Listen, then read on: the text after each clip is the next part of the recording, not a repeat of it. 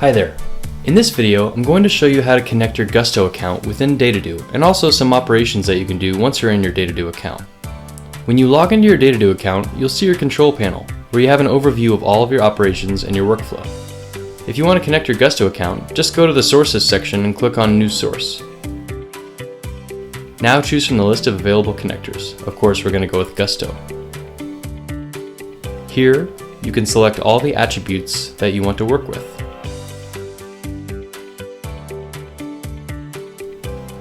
Now, let's start the configuration of your Gusto source. If you're connecting with Gusto for the first time, you'll be asked to authorize your account. This is a quick and straightforward process. The first step is to choose your Gusto account and the company. Then just label your source and select the attributes that you want to use.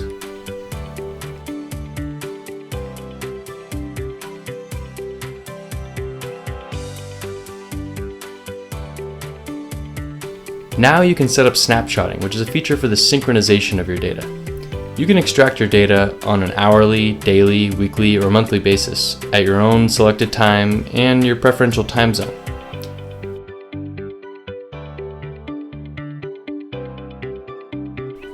Great! Now the data is in our system and we can check the preview of our data. Just click on Save Source and we'll move to the next step. Once you save the source, you'll be directed to the data flow section.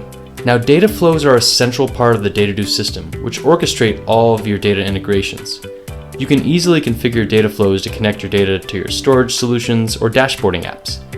If you want to send data to a dashboard, for example, you can do it here. Just choose the tool that you want to integrate with, click on Configuration, and label your new data flow.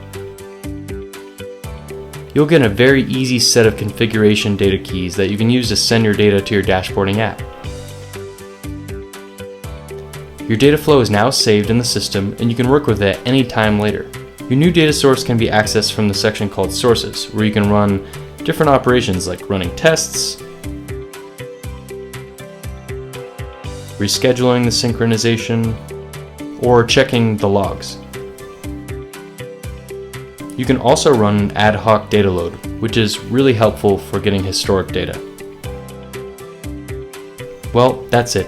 If you run into any issues along the way, be sure to check out our documentation, or if you're already a customer, contact your account rep. Thanks and have a great day.